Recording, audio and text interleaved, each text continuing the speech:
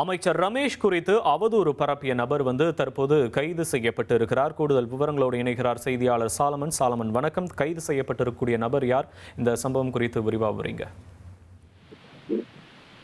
கடந்த 13ஆம் தேதி அன்று சமூக வலைதளங்கள்ல இந்து சமய அறநிலையத்துறை அமைச்சரை தொடர்புபடுத்தியும், அதே போன்று பழனி கோயில் நிலம் தொடர்பாக பொய்யான, உண்மைக்கு புறம்பான மற்றும் அவதூறான தகவல்கள் சமூக வலைதளங்கள்ல பதிவிடப்பட்டிருந்தன.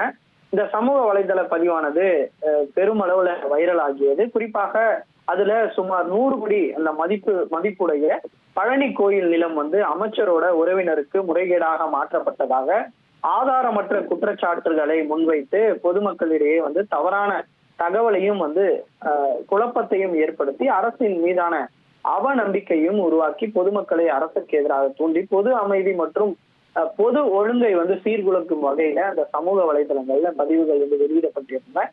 இந்த பதிவுகள் வெளியிடப்பட்டதாக இந்து சமய அறநிலையத்துறை அமைச்சரோட இளைநிலை உதவியாளர் முத்துராமன் என்பவர் ஒரு மத்திய குற்றப்பிரிவு சைபர் கிரைம் காவல் நிலையத்துல ஒரு புகார் ஒன்றை அளித்திருந்தார்.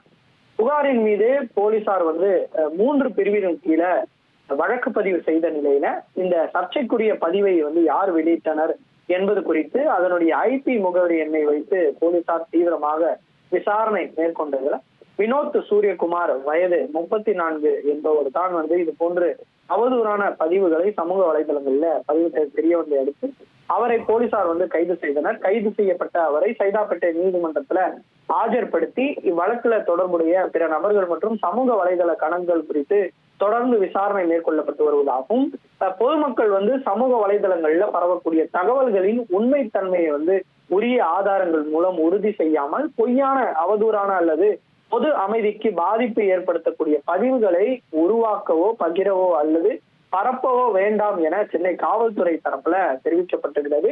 இத்தகைய செயல்களில் ஈடுபடுவோர் மீது கடும் நடவடிக்கை மேற்கொள்ளப்படும் எனவும் சென்னை காவல்துறை ஒரு எச்சரிக்கை பிறப்பித்திருக்கிறது. உங்களுடைய விரிவான விவரங்களுக்கு நன்றி சாலமன். இனி செல்லும் இடமெல்லாம் செய்தி.